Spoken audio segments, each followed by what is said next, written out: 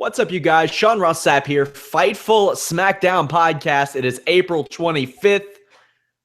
We got all kinds of stuff to talk about. Smackdown Live in particular. We're also going to talk a little bit about Maro Ralo. Of course, guys, go visit Fightful.com. All your news, photos, videos, results, interviews, podcasts. We got it all. Pro wrestling, MMA, and boxing. Lots of cool stuff there. Did a nice little retro podcast with JJ Dillon last week.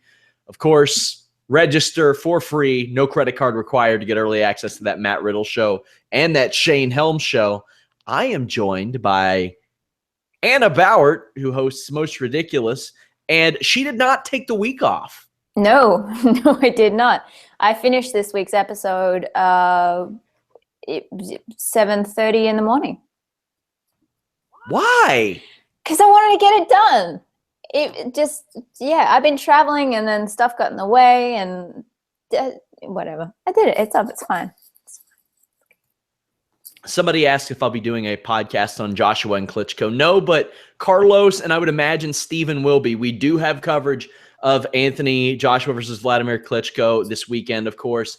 And, of course, we have the Canelo and the Julio Cesar Chavez Jr. fight coming up as well. Lots of cool stuff on the boxing end. Joe Holbert has a feature on Anthony Joshua. I think he has one on Klitschko coming up soon.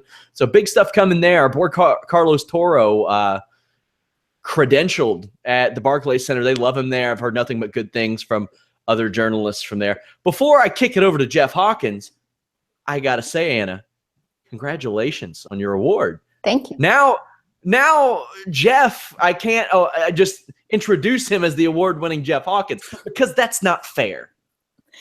Well, that is a perk of being an award winner. I'm just happy. Like, I've up to this point just gotten participation stickers, so this is good for me. This is good for my self-esteem, I feel. Tell us a little bit about what you did to get that award. I acted. You acted in what? I acted good. I acted in a pilot. Did you act like my voice wasn't echoing through your headset? Because that's what it's doing. This guy. We're also joined by the award-winning Jeff Hawkins. Jeff, tell us what you did to win that award. I got voted by the fans on a now defunct podcast. That was a good guest. That was a good guest on another show. Ooh, somebody has a fantastic idea for a members-only podcast, and it's Anna on advice on how to escape the friend zone. Hey, guys, I'll give you this one for free. You don't. Once you're there, you're probably there forever. What makes people think I have any idea how to do that? Your mic is now not working. I have a major echo. Fantastic. We have SmackDown Live to talk about, of course. Guys, don't forget to tune in to that show with Jimmy Van tomorrow. That show has blown up. People love it. People love it for whatever reason. Jeff, what'd you think of this week's Raw? Or this week's SmackDown, rather? I don't give a shit what you think about Raw.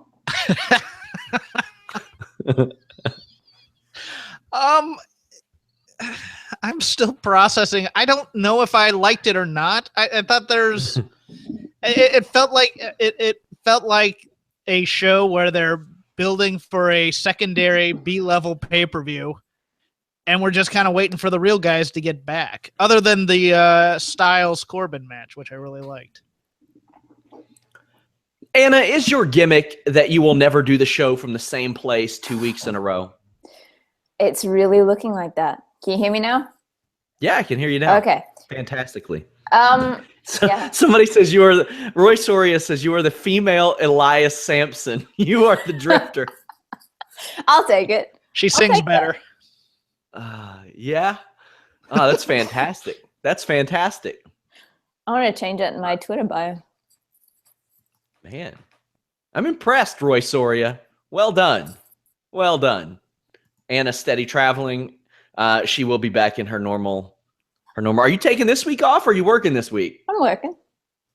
Damn. Got a long flight to work on. Well, I was going to say, on the plane. Yeah. On the plane. Who needs sleep? Well, let's talk about this SmackDown. Without further ado, you guys, of course, leave us a thumbs up on the YouTube page. Tweet out the link if you all don't mind. Help us out a little bit. Tell your friends. Tell one person. Come hang out at the Fightful podcast. Of course, we have live coverage of SmackDown, Raw, all that good stuff over at Fightful.com. You can go there, join in on the discussion. I don't know what way to explain this opening segment outside of WWE wrote it to make you think that Michael Jackson isn't dead. He's just Japanese and fights now. Jeff, I want your thoughts on this opening Shinsuke Nakamura Dolph Ziggler segment. Too clever by half. That's my initial thought, in that you take a Nakamura, who is a great wrestler, and they go, well, how can we market him in our own way? And then Vince looks at a guy, and this has been happening for a long, long time, looks at him and goes, how do I view him through the lens of how I view myself? And he sees Shinsuke, and he sees him as this eccentric weirdo who wears red leather and dresses like Michael Jackson. Oh, there's the promo. That's what the heel's going to say right now.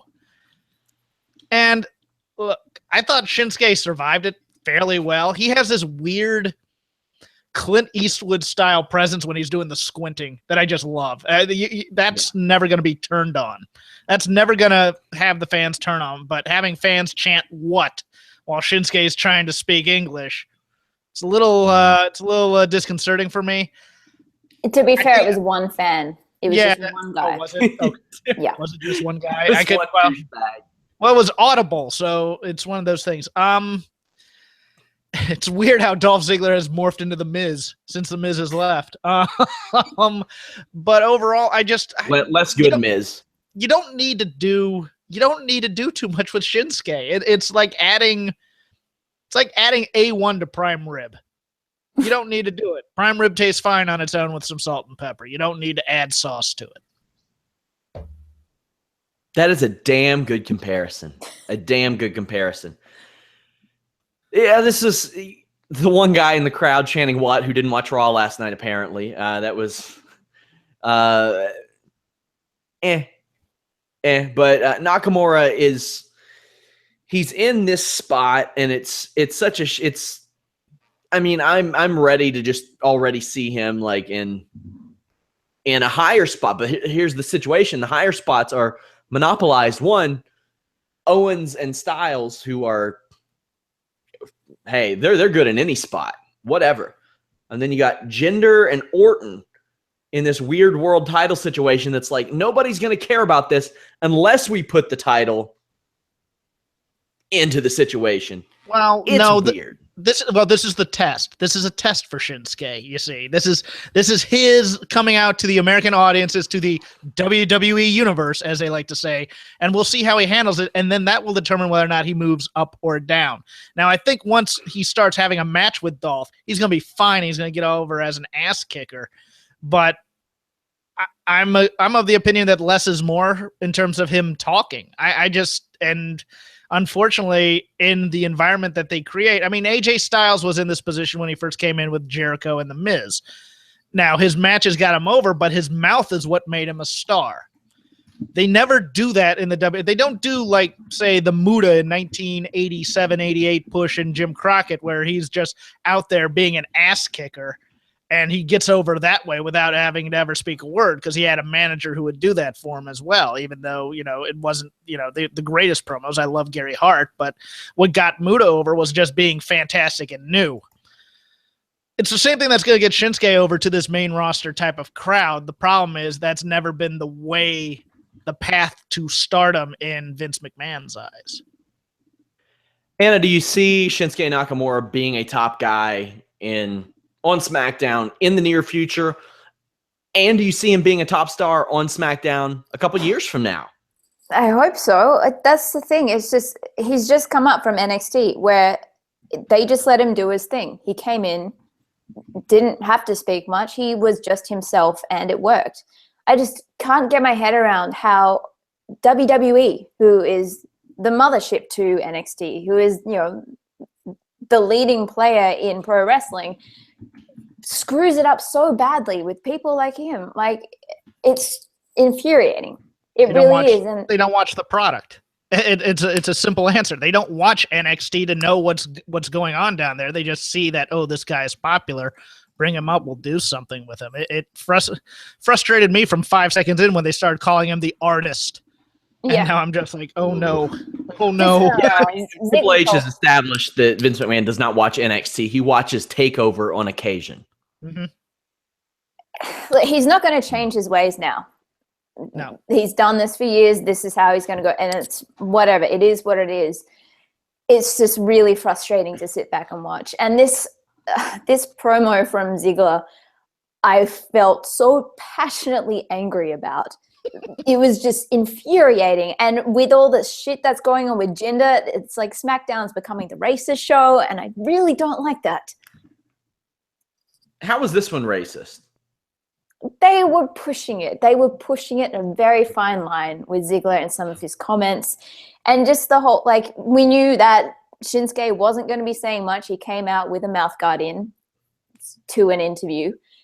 And just the continuous, he's going to speak. Oh, no, I'm going to speak for you. And there was one line from Ziggler about, to the crowd, you don't understand Japanese, so let me explain it.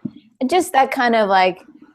Yeah. Like, there are some situations, like, I'm okay with them using racism. I'm okay with them using some of these things because that stuff happens in the real world. Yeah. I'm okay with them portraying that.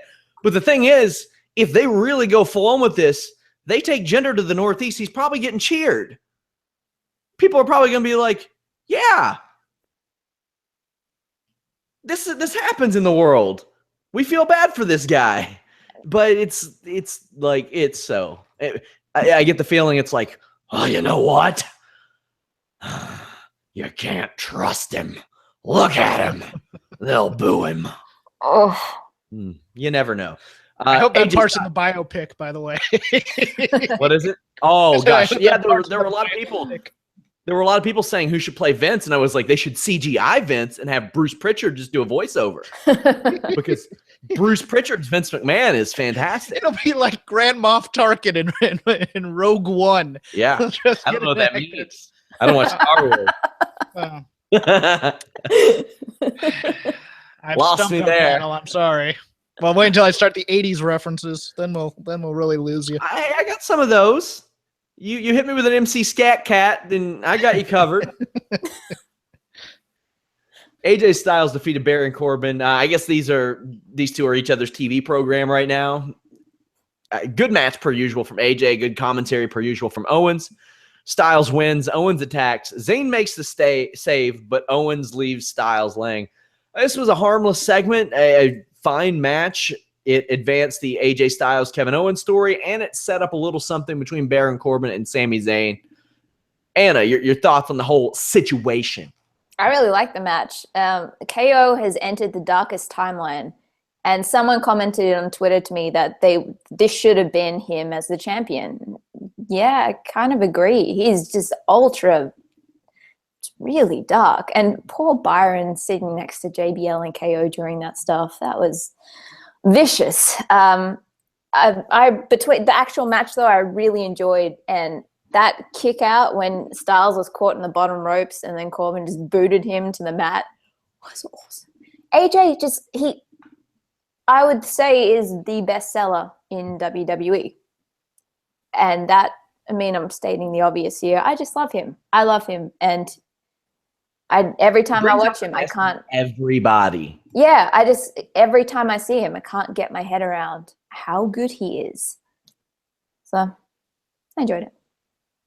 He's taking insane search for Horizon, but found, I guess, a playlist of some of your reels, Anna. Wait, what? I guess somebody searched for Horizon, but found something about the newsroom. Oh, yeah.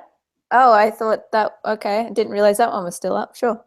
Hey, there's some of those videos helped get her a job here. An abortion monologue got you a job here. And then the irony is, most ridiculous, got me a horror movie. So, hey. Sure. Hey. Jeff, your thoughts on Styles Corbin and that situation? You can find my clips online too if you want. It's fine. They're gonna set up the tag team match for next week. I thought the interesting part of Owens trying to push away Corbin made me think that they may be playing the tag team partners who can't get along type of thing, and then they'll eventually turn into a 3-way match. I hope not. I really hope not. I don't think Owens and AJ need a third party in there to protect anyone. I'd much rather see those two just have a nice long main event style match. Yeah, I would agree. I think this helped establish a couple of things. We're probably going to get a Corbin Zayn match either next week or probably at Backlash, and we'll get the tag match next week. So, yeah, sure, whatever. That's fine. We had a Beat the Clock tag match. Generally, Beat the Clock matches in general would be a nice excuse to do spot fests, because why would you just want to beat the person as quickly as possible? But they never do that. We got a 5-minute win from American Alpha here. Sure, that's fine. I'm not going to complain about American Alpha beating the Colognes. The Colons. But what is it? The Colons? Yes. Is that what he said? Yeah. They are the shits. Jeff, did you think American Alpha was going to end up with the tag title shot? I like the idea of doing the tag matches for Beat the Clock. I'm not a fan of Beat the Clock to establish title challengers. I'm just not. Really? No, I'm not, because basically what they're saying literally is we're not going to, especially as haphazardly as this, where they've established no real, animosity or competitiveness amongst the tag teams, amongst the 4 teams in this competition, so to speak. It's literally saying we only have 2 hours of TV. We don't really have time to build up a number 1 contender. Let's throw a couple quick matches out there and see how fast we can go. Now, I did like JBL's commentary about strategy in a Beat the Clock match, which goes to your point about it being a complete spot fest. I thought that part was kind of clever. I did think American Alpha would eventually win, but it makes sense with Jinder being the number 1 contender for the world title, Breezango now being number 1 contender for the tag title, and kind of giving the shine to the Owens AJ title feud as the secondary title, but still the quote unquote main event. It makes sense in that realm. We'll talk about that in a bit. Anna, American Alpha getting the win back over the Colognes. The Colognes have kind of punked them out the last 2 weeks. Think that's a good move? Because American Alpha seemed kind of dead in the water at this point. And they shouldn't. There's no reason for them to be coming across like this. I appreciated the Beat the Clock thing because it seems like they are trying everything they can to do something with this division, and they need to. So for that reason, I didn't mind it. It's just I still take issue with the Colons. They got a gimmick change, they got a name change, which is cool and that's great. And I'm not going to write off what they could possibly bring in the future, but we still know who they are. We still know who they just were. And so by reintroducing them without changing anything or changing their story or giving us a reason to think. Hey, they attacked people without shirts on. What? Does that mean nothing to you? No. I thought they were good. I thought they were good had for what normal they did. pants on. Yeah, and that's the thing. They are doing good work. But because of what we've just been given with the timeshares for the past 6 months, it's kind of hard to look past that at this point. I just wish that they would give them something a bit more solid to go with to make this something. They need squash matches. They need squash matches more than just about any other team on this roster, but they're not going to get them. Jeff, how many timeshares do you think they sold? 1 to Heath Slater, probably. Probably 2 or 3 total. Listen, these 2 guys have to be the most financially secure guys on the roster. That's why Vince likes them. I mean, they've had jobs for almost a decade, both of them. Then if they don't, then they can just go to WWC. Not like they'll make any money there, but they're also part-time matadors, and they sell timeshares. Look, I was told today during a promo that Jinder Mahal, I'm jealous of him because he has more wealth than I do. So I think Jinder Mahal is probably the better off than the Colognes are. Maybe. Backstage crappenings. Okay. We get, I'll talk about this before the Orton Rowan match. We got a janky House of Horrors promo. This is significant to me because I did the YouTube rankings today. Nothing on Raw ranked lower than Bray Wyatt's spooky promo. Nothing. It was the bottom segment. That rarely ever happens with anything he's involved in. We'll talk more about that in a moment. However, they teased that Rusev was going to speak about the Superstar Shakeup, to which I thought, man, if he's back, there's no excuse for Jinder to get this push. As it turns out, Rusev's not back, and there's still no excuse for Jinder's push. But Rusev said that he doesn't like Shane McMahon, he doesn't like Daniel Bryan, and he will pack his bags and head back to Bulgaria if he doesn't get a title shot at Money in the Bank, which is in June. Jeff, thoughts? Look, Bulgarian PWG is very underrated, and he could really, he's probably getting a title shot, or he's going to come down and beat up Jinder and probably be a baby face or something because Lana's no longer going to be with him. I don't know. It's a fine promo to keep him off because he's injured. I'm fine with this. He's not going back to Bulgaria, though. Somehow I disbelieve that. Go figure. All it takes is them saying Rusev has competed for like the last 2 years with a fucked up shoulder. That's all it takes. It takes Daniel Bryan saying that one time on Talking Smack. Shane McMahon saying that one time on Talking Smack. Say, my sister Stephanie wouldn't give him the time off that he needed. Yes. We did. He's better. He's back. We know he can contribute. That's it. Bam. You can put him right back in as a main eventer. It's that fucking simple. Anna, will they do it? God knows. I just, look, if Jinder gets more of a push than Rusev does at the end of all this, I will go back to Bulgaria. I've never been. I'll happily move there just to get away from this angle. He did put up on Twitter something about he's tired of not getting the opportunities, and that's why this is kind of the ultimatum.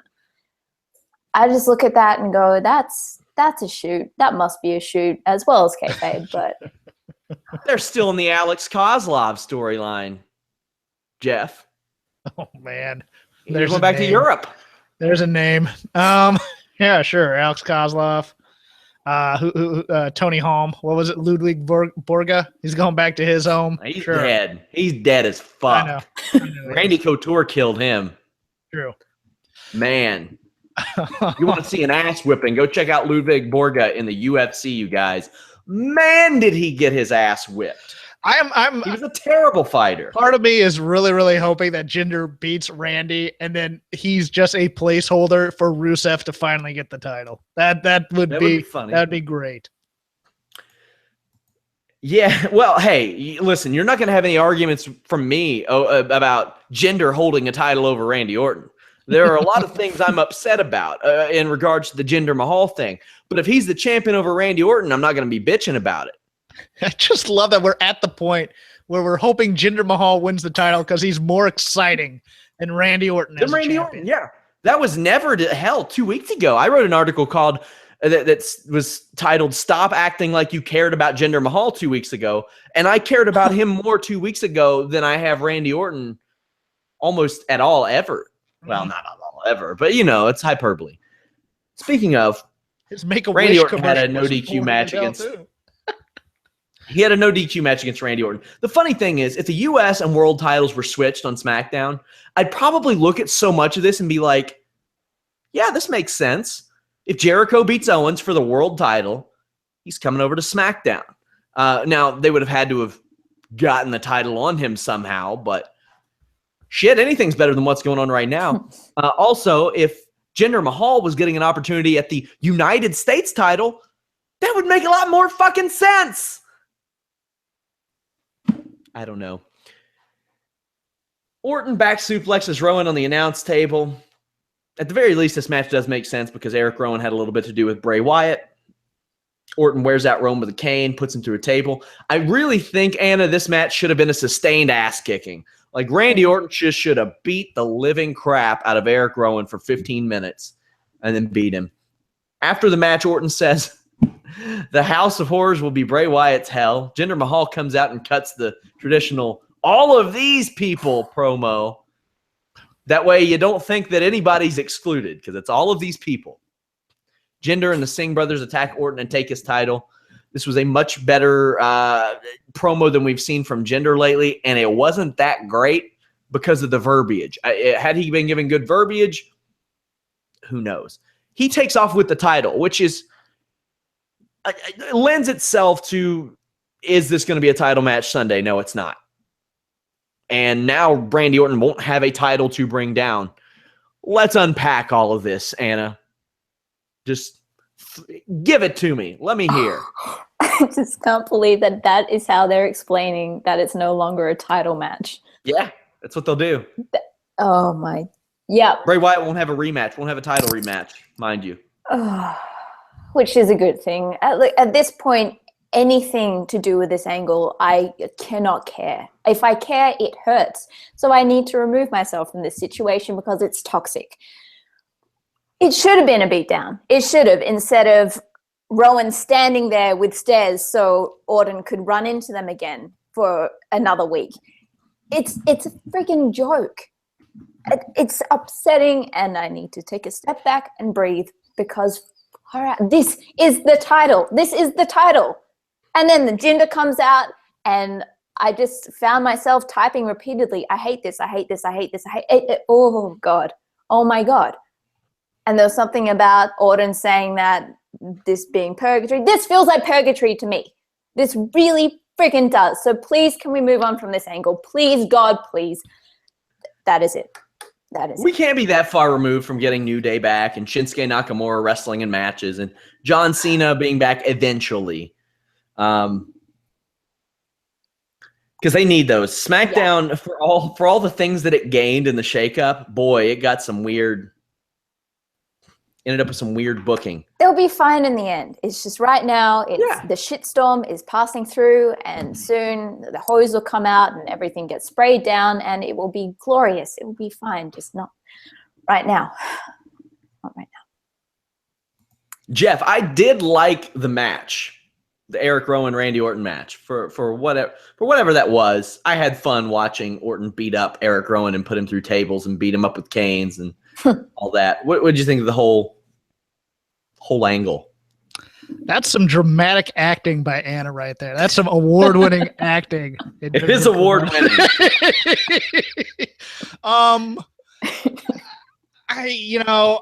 agree with you. I'd much rather see Randy just beat on a guy rather than the kind of the hokey, oh, I'm going to fall off the ropes. Let me look behind, make sure the table's in the right position. Okay, hit me again. On that point, I kind of feel like that, though, was Randy's payback from 2 weeks ago of having to walk into the stairs himself. That was kind of like, no, you can look like a dick while you're hanging there. Okay. I was just happy that they called back Eric Rowan's specialty in stairs matches, which has long been a favorite gimmick of his that I love, that they've never called back. That and the vintner gimmick. In terms of being a great winemaker. I had no problem with the aftermath of it, but I do agree that I would much rather just see Randy just beat the crap out of Eric Rowan, pin him, and then have Mahal and the Singh brothers. And I would really like to see the Singh brothers cut a promo saying, stop calling us the Bollywood boys. Okay, that's your little sports entertainment gimmick for us. We are the Singh brothers. We are proud Indians, whatever. Just have them buy into this whole Mahal thing. If we're going down this path, everybody needs to buy in. And everybody should buy in to the whole thing and have them ditch the Bollywood boys vernacular and go into being the Singh brothers. I was fine with that.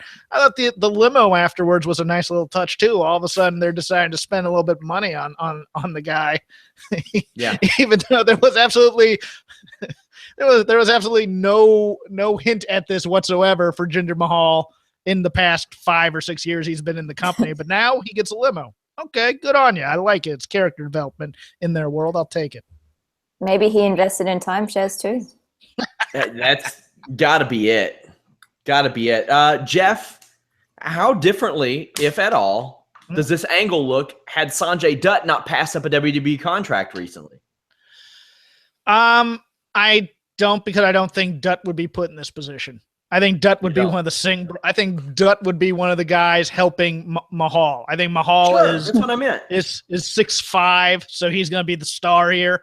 He was always going to be the star. I'm just saying. Do you think he's involved? I think he's involved, but I don't think he's. I mean, I think he's cannon fodder. That's all. He's a red shirt. He's a red shirt like the Singh brothers are. He would have been a good addition to 205 Live eventually too. I've always liked his work. Oh yeah. Ryback today said that it's pretty obvious that Jinder Mahal's on steroids. Thoughts, guys? What? I can't say what Jinder Mahal is on, if anything. What I can say is that the thresholds required to fail a wellness test are very forgiving. I'll say this. Very, very forgiving. He's still working hard in the gym. It doesn't matter if he's on steroids or not. I'll give him that much. I should be popping off about anybody taking anything. Well, he's admitted that he used steroids. Right, but I mean, he's not. I mean, he's barely wrestling too. So I mean, it's. One could argue that Jinder Mahal is also barely wrestling. Good one. Yeah. Okay. Well played. So we had another beat the clock match. Breezango versus the Ascension. Now, to frame this, I'm about to call this a big upset, and it's a win over the Ascension. Yeah, this is a real ass whipping, and then Breezango kind of went out of nowhere. But I'm pretty happy about it because it was a win via a Falcon Arrow. I am so happy. It's one of my favorite moves in wrestling. Anna, how in love are you with the Falcon Arrow? Not as much as I'm in love with Breezango. Look, it didn't come out of nowhere. They're one and the same. It didn't come out of nowhere because dreams come true. I'm literally sometimes dreams coming true come out of nowhere. You still have to dream it. That's still somewhere. Come on, yeah. Sam. Come on. Anyway, they won, and my pain is alleviated momentarily, and all is good in the world. Whether or not they're actually going to get the titles, well, let's not go there yet. Let's just bask in the glory of what just happened. So I'm happy. Jeff, are they baby faces against the Usos? Yes. There's no way they're not. That's fun. And that's fun in a different era where tag team wrestling mattered. I think these two together, if they worked on tag team moves, could be a fantastic Rock and Roll Express type tag team that used their quickness and did a lot of great double team moves. I mean, a la, if you want a current modern day comparison, the Motor City Machine Guns. I think these two together are that good.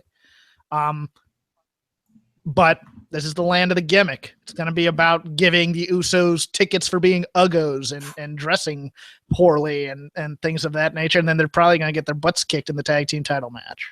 But there is room to do both of that. There's room. Yeah. If they let this go a while and let them really kind of do a good match, I think it would help. I just have my doubts that they'd want Breezango to outshine an American Alpha or a New Day or another babyface tag team that they're really that this is a placeholder for.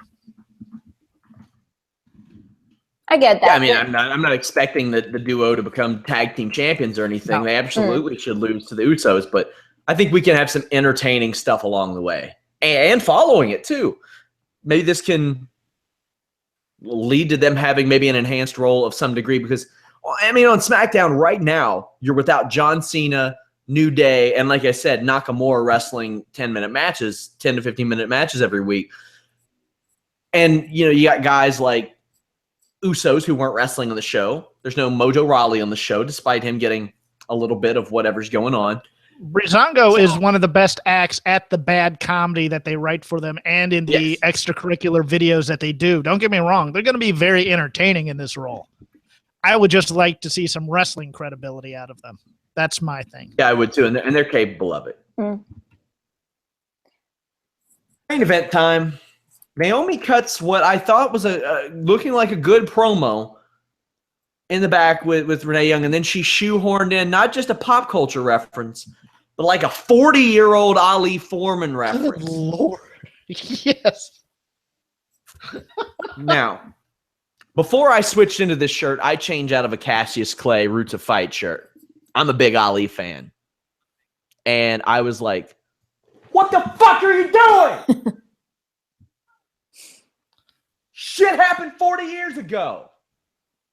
More people right now that watch that show were probably saying, Foreman, isn't that what we grilled our burgers on? That's what oh, damn you took my thunder. Yeah. Come on, guys. What is this shit? This match starts off hot going into the commercial break. Really liked it. Continued hot after that. Then we got a run-in from all the women besides Becky. So it looks like there's going to be a Naomi, Becky, Charlotte versus Tamina, Natalya, Carmella match. Ellsworth. And Ellsworth, sure. Sure, whatever. I mean, Becky wants that intergender match, and I think they could probably make it happen. Mm-hmm. Why not? But Anna, this, I mean, it's probably going to happen like Backlash, something like that. Who knows what they'll do, but it's the right way to go. I mean, it looks like they want to, I don't know, maybe go babyface route with Charlotte. If not, maybe she turns on them. I think Where do you think this is going? If they were to go babyface to Charlotte, this is the way to do it. I wrote down that she has a Game of Thrones type crazy, which is just like this insane power-driven, like on the edge, would push a child off a cliff kind of crazy to get the championship. And that's what we love about her. And I don't think that you can really be a babyface and push a child off a cliff. I could be wrong. But I think I like this angle, and it's different. And honestly, I was expecting what Alex brought up on the podcast last night, that they wanted to beat Alexa by making the first woman to have both brand titles. I honestly thought that's where they were going with this, so it was a nice surprise. And Ellsworth's swag game is off the chart. Yeah, I was a little surprised to not see Charlotte win. Hey, I'm not going to complain about that. Unpredictability is nice. This 6-person match, I'm worth seeing. It's worth seeing where it goes. I mean, not crapping on it. It's hard for me to believe that anything involving Tamina will be too great. But Jeff, your thoughts on the main event segment?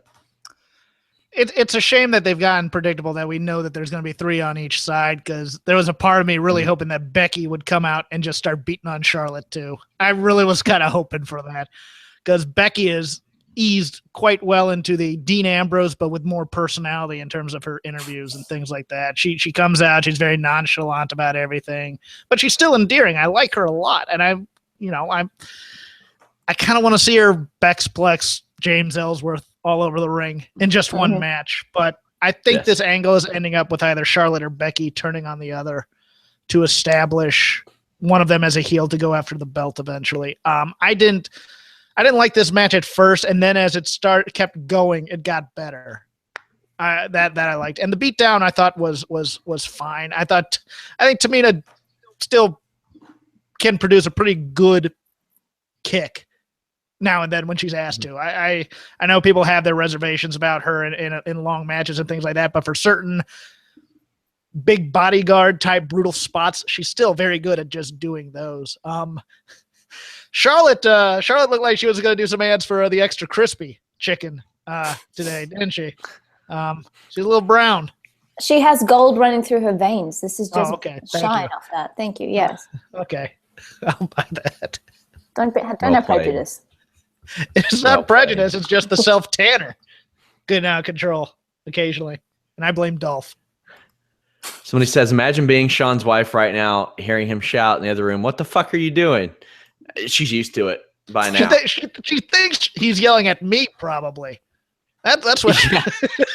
I mean, she was on one of the members only shows where I think we reviewed a movie or something, and she was just like, "Yeah, I'm used to it. It's nothing new." It's nothing new at all. Pretty average SmackDown, in my opinion. Nothing great. They need New Day. They need a Cena once in a while. They need their main title to mean something, but it's like they're saying, hey, care about this because the main title is there.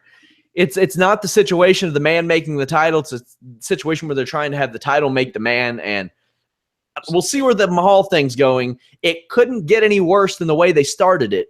I disagree with you somewhat, Sean. I don't think they need these other talents. I just think they need to take the talents they have and book them incrementally so that there's a logical progression in the story as we go, as opposed to just all of a sudden Jinder Mahal's number one contender. And now all of a sudden he has main event credibility. Now we never saw any kind of transformation to go from A to B. That's our problem. And they're expecting the audience to just say, well, you're not supposed to take it seriously. Just go along with it. Same with Breezango. Same with all this. It's always at least Breezango's proved themselves a little bit. Yes, but I don't disagree with you at all, and I think those talents would help. Yeah, I mean, I don't disagree with what you're saying. Help. Logical storytelling would help. To Breezango's credit, they beat the Ascension. Yeah, they beat the whose face paint game is on point. Yeah. I think their face paint is very good. The problem was they came in and they said, oh, we like the Road Warriors. And Vince looked at him and goes, you're not as big as the Road Warriors. I'm going to make you a Road Warriors parody.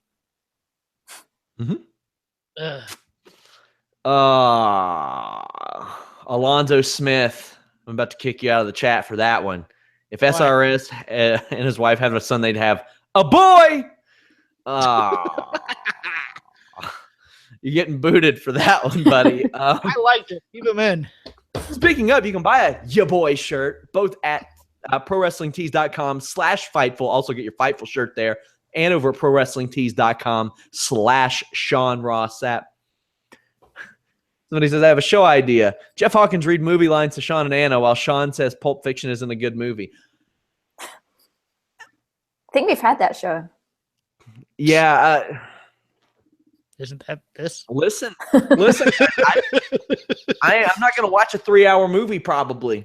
Just how it is. I'll stick to my World War Z all day. I have great taste in television, however, and I have been on a crusade to expose Supernatural and everybody who watches the show. Jeff, I accidentally caught 2 episodes of Supernatural this week. I turned on my TV. The previous nights I had watched NBA on TNT, and I catch Supernatural. I didn't know what the show was. I mean, I'd heard about it, obviously, but I caught a little bit of it, and I'm like, what is this? Hit info, and I go, how many seasons has this been on? 42. Yeah. Like 12 years. 12 years. It's on constant loop on TNT whenever I'm at the gym.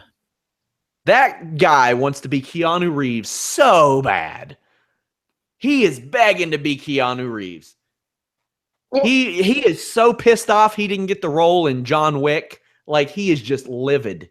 You know how this progresses, though, right? This is kind of like a hate screwing situation where at first you see it and you're like, oh, God, I hate this. And then you keep watching it just to rag on it. And then you find yourself at 3 a.m. binge watching.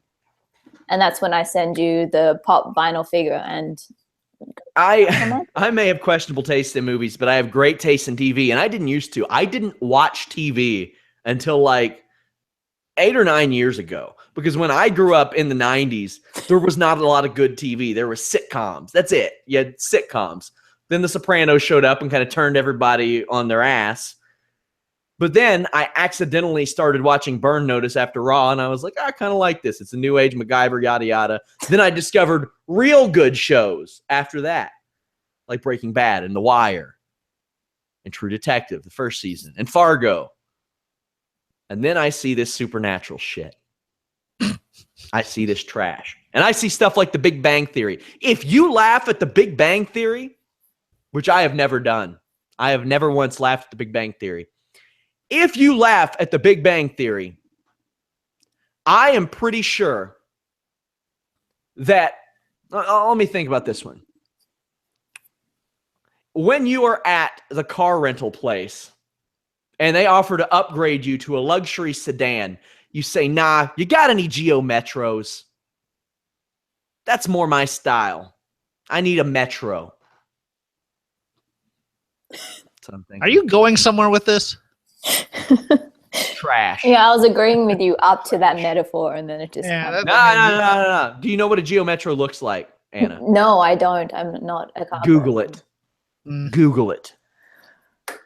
Okay. Right now, Google it. We're going to Damn. discover this. While we do this, I'm in mourning that Andrea DeMarco is gone from NXT. yeah, she's gone. Yeah. Had a couple Was releases. she the one that royally screwed up the Rollins promo? Or is that someone I else? don't know. No, that was someone else. Oh. Also, I think. Gunner, Crazy Steve might be on their way to WWE. Might be. Jeff, I didn't see that one coming.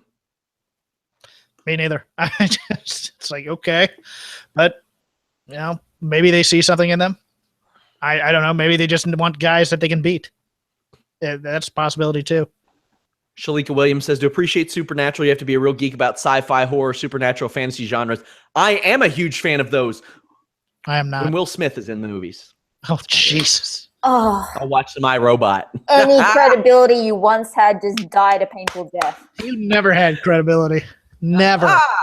I am the man. God. Your boy. I can't believe I work for you. Jeff, I want to Yes. ask you about this, and Anna, I want to ask you about this too. Now, we can't say for certain this is what happened, but Maro Ranallo came out this weekend, and he said the JBL had nothing to do with his departure. Right. Everybody that I've spoken to that would know has said it absolute. That's what happened. I think we all know. So the rumor is he accepted the settlement that was being rumored. If that's the case, and I can't say that that is the case, if that's the case, I find that a little bit offensive. As I'm a big mental health advocate, I do the NAMI. I support NAMI. I do the NAMI walks. I try to help raise money for charities. When I do wrestling shows, when I sell a T-shirt, I'll give to causes like that. Maro pushing so hard for that as being a mental health sufferer and doing the stigma-free thing, then being willing to brush something like that, just sweep it under the rug.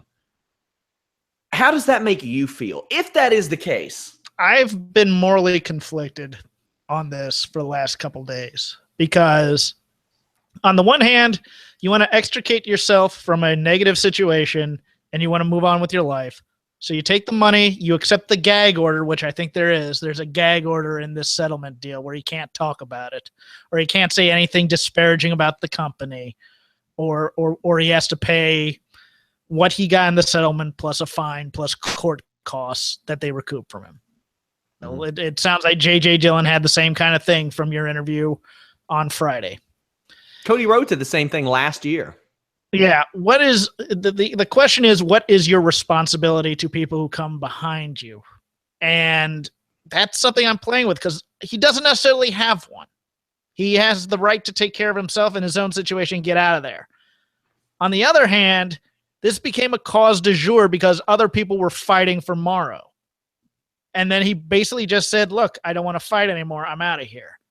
I understand both sides of this. I just don't know which one is right necessarily because from the looks of it now, nothing happens. Nothing happens. Yeah. Absolutely no. For the people who are really big on change, they have to be disappointed in Maro. But at the same time, Maro can now go on and do boxing and MMA and probably back to New Japan for bigger shows if they so choose to get rid of Kevin Kelly. Yeah, I would imagine when Jim Ross's New Japan deal is up in January, WWE will offer him something to not do that. Maro will probably take that position back. He's not going to hurt for work, but and you kind of saw it. If nothing was going to happen to JBL by that first episode that he was still on, nothing's going to. Well, and it's not even that something has to be. It's not that there has to be anything punitive. There just has to be even a mea culpa of it. Because coming out the same week with the whole Justin Roberts, look at this loser that nobody liked stuff. It's just like it's not only not been any progress, there's been a regress in it. It's almost like we've moved backwards since finding out about the Maro situation. Yeah, it's kind of weird. Like, of all the things, all it took for JBL to say was, I'm sorry. It was immature of me. Yes. It was wrong of me. Anna, did it surprise you that JBL was like, nobody liked Justin Roberts? F him. He didn't literally say F him. No, because this guy hasn't changed his behavior in the past how many years? Why would we expect him to now? Especially since he's getting away with it. He had toned it down Yeah. to a large degree since the advent of major social media. Yeah, but I don't feel like that's enough. In terms of the Maro thing, like, we don't know the circumstances. We don't know what he's personally going through. All I can think of is something like what he's dealing with takes up a lot of time and energy. And for this thing, which would take even more time and energy to fight, a corporation as big as WWE, that's a huge ask. And I'm not gonna judge either way. It's a shame that if it is the case that JBL does move on scot-free, that's shit. That really is shit. But who knows? Maybe this sparks something in a few other people that are more ready to fight them, and you just don't know. I mean, yeah, there's a couple things I want to go ahead. Sorry. Scott Hall was on record. He was saying, listen, we used to do crazy stuff back then. The locker room was different. There are more women in the locker room. It's a more politically correct environment today. You can't do that. And the passport deal happened like a decade ago, but he was like, that's not a rib. That's being a dick. And it is being a dick. Not as much as watching Supernatural and picking one of these cars when you go to the rental. Look at that thing. Ugh. No offense to those of you who drive Geo Metros. Just to put a Mom tried to get me to buy one when I was like 17. Piss off, Mom. Jeez. Wow. Just to put a coda on the conversation, WWE's never been a company to admit wrongdoing in terms of the steroid thing when they got off scot-free. That never happened. Daniel Bryan getting fired for the tie choking. They just wrote him out of existence. These things, they don't issue apologies. They just wipe you away from the history thing. And if JBL had admitted any wrongdoing, they'd probably wipe him off too, knowing that. I mean, and the other side is, I think there are some people. I don't want to crap on millennials necessarily, but they have well, here goes. What happened was wrong in the WWE. If what we think happened, it's wrong.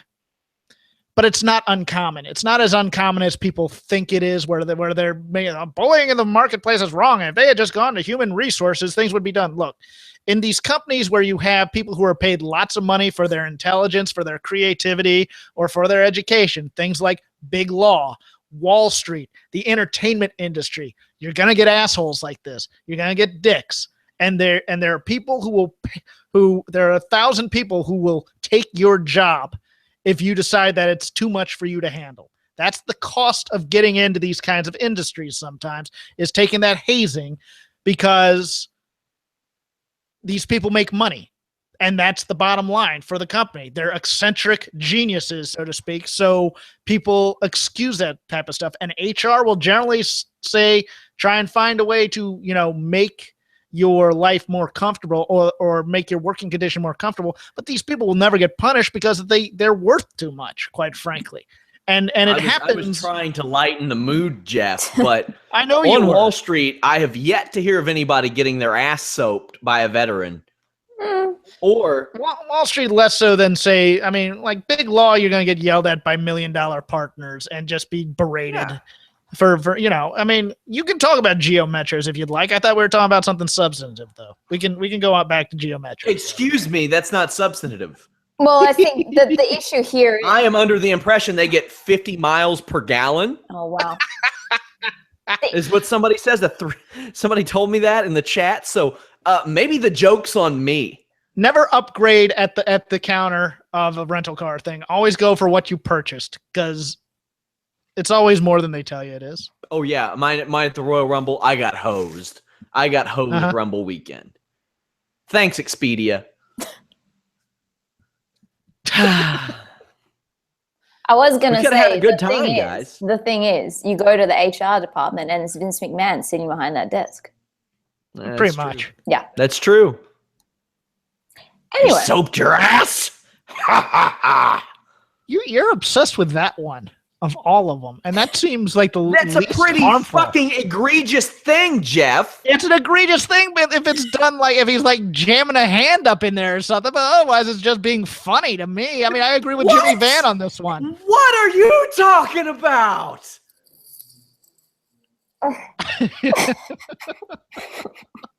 What are you talking about? Oh, don't difference know. of life experiences. It's Soap in a fascinating. bro's ass is just. I don't think you go. The way Edge described it is he just kind of snuck up behind and started rubbing a bit. I mean, look. I got you good, you son of a bitch. Oh, jeez. You got totally misconstrued. Listen. I have been a part of MMA, pro wrestling, all that stuff in locker rooms for almost a decade.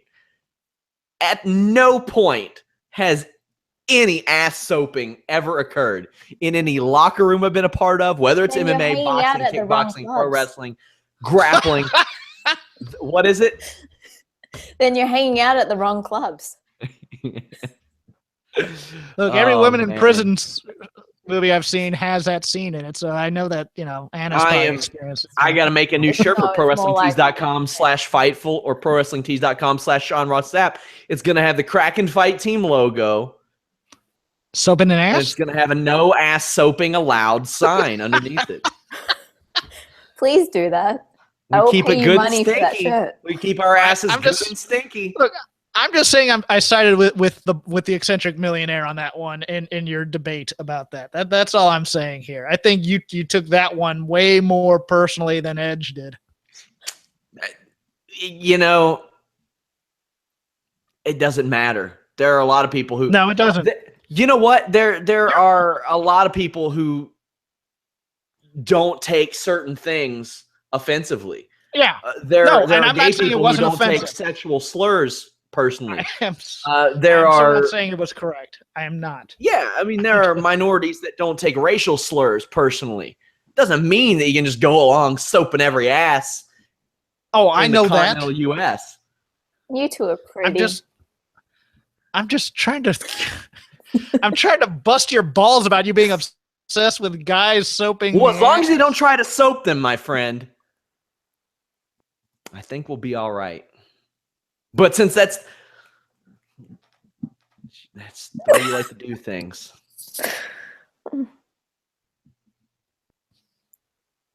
I have to remember to soap my ass occasionally. That's the problem. We've really devolved back into this. We got on track with this Tuesday podcast for like a month. No, our This job. didn't happen. Anna and I have a job here, and that's to throw you off track. That is Leave our me job. out of That's this. why you- Oh, it doesn't work. It doesn't work, guys. It doesn't. If I didn't want this conversation to happen, you'd be ejected. Well, let's be honest. Let's be real with the people. It's not out of my control. We're talking about ass soaping because I wanted to talk about ass soaping.